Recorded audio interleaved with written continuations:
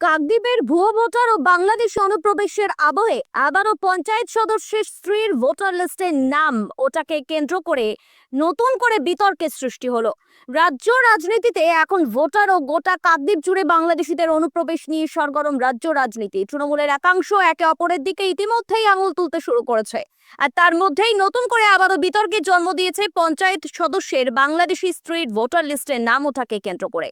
দক্ষিণ চব্বিশ পরগনার কাকদ্বীপ বিধানসভার প্রতাপাদিত্য নগর গ্রাম পঞ্চায়েতের তৃণমূল কংগ্রেসের পঞ্চায়েত সদস্য বিপ্লব দাস গত 2 বছর আগে তার বাংলাদেশি স্ত্রীর নাম উঠেছে ভোটার লিস্টে। স্ত্রীর নাম শিখা দাস, আর যাতে করে এখন নতুন করে বিতর্কের জন্ম দিয়েছে। বিষয়টি নিয়ে কাকদ্বীপ এসডিও অফিসে একটি অভিযোগও দায়ের করা হয়েছে।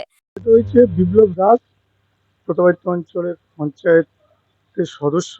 ওনার স্ত্রী শিখা দাস, ওই পরিবারের কোনো ভোটার কার্ড নেই, মানে শিখা দাসের বাপের বাড়িতে কোনো ভোটার কার্ড নেই। কিন্তু উনি 2 বছর আগে দেখতে পাচ্ছি রিসেন্ট ভোটার কার্ড করেছে, কিন্তু কিভাবে করেছে না করেছে ঠিক জানি না। আমি এটা নিয়ে একটা এসডিওর কাছে অভিযোগ করেছি। এই এই যে শিখা দাসের স্বামী, তিনি কোথাকার পঞ্চায়েত সদস্য? শিখা দাসের স্বামী হচ্ছে প্রতাপাদিত্য অঞ্চলের পঞ্চায়েত সদস্য, শাসক দলের বন্ধুরাম পাখিরার খুব ঘনিষ্ঠ। বিপ্লব দাস। প্রতাপাদিত্য নগর গ্রাম পঞ্চায়েতের তৃণমূল কংগ্রেসের পঞ্চায়েত সদস্য বিপ্লব দাস 10 থেকে 12 বছর আগে বিয়ে করেন শিখা দাসকে। অন্যদিকে শিখা দাসের বাপের বাড়ির পরিবারের লোকজন থাকেন কাকদ্বীপের রিফিউজি কলোনি এলাকায়। তারা নিজের মুখেই স্বীকার করে নেন তারা বাংলাদেশি অনুপ্রবেশকারী। অন্যদিকে বাপের বাড়ির পরিবারের লোকজনের এমনও দাবি যে এখনো পর্যন্ত তাদের ভোটার কার্ড হয়নি। 15 বছর হয়ে গেছে। 2-3 বছর হলো বিয়ে হয়েছে। না, 14-15 বছর। 14-15 বছর হলো বিয়ে হয়েছে।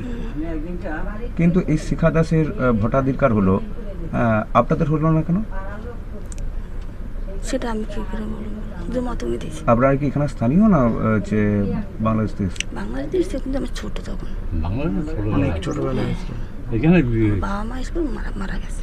অন্যদিকে বাবা মাকে বাদ দিয়ে বিয়ের পরই গত 2 বছর আগে হঠাৎ করে কিভাবে ভোটার লিস্টের নাম উঠল মেয়ে শিখা দাসের, সেই বিষয়ে কিছু জানে না বলে জানিয়েছে তার পরিবার। আর এই বিষয়টি নিয়ে সরব হয়েছেন বিরোধীদের দাবি, যেখানে স্বয়ং বিধায়ক কিছুদিন আগে পর্যন্ত বললেন টাকার বিনিময়ে ভোটার লিস্টের নাম তোলা হচ্ছে কাকদ্বীপে, সেখানে তারই দলের পঞ্চায়েত সদস্যের বাংলাদেশি স্ত্রীর নাম হঠাৎ করে কিভাবে ভোটার লিস্টে উঠল, এটাই এখন সবথেকে বড় প্রশ্ন। তাদেরকে উৎসাহিত করা হয়েছে, তারা দীর্ঘকাল এখানে আছে, কিন্তু তারা কখনো ভোট তুলবার জন্য এত আগ্রহী ছিলেন না। কিছু দালাল চক্র আর কাকদ্বীপ এসডিও অফিস এবং বিডিও অফিসের কিছু সরকারি কর্মচারী আমলা, তার সঙ্গে নামখানা বিডিও অফিসে বা যারা নামখানা ব্লকে এই নির্বাচনের কাজটা করেন, তারা এই অনিয়ম এবং এই চক্রের মধ্যে জড়িয়ে আছে, যুক্ত আছে। আমাদের প্রশ্ন হলো, আরে এই বিপ্লব দাস যাকে বিয়ে করেছে সে তো বাংলাদেশি, কারণ বিপ্লব দাসের শ্বশুর শাশুড়ির এখনো ভোটার কার্ড আধার কার্ড কোনো কিছুই হয়নি, ভারতীয়ই নয়। তাহলে কি করে বিপ্লব দাস যাকে বিয়ে করলো তার ভোটার কার্ড হয়ে গেল 2 বছর আগে? এটা থেকে তো একদম পরিষ্কার তৃণমূল নেতা বিপ্লব দাস যে অবৈধ ভোটার কার্ড আধার কার্ড তৈরি চক্রের সঙ্গে যুক্ত আছে, এটা একদম জলের মতো পরিষ্কার।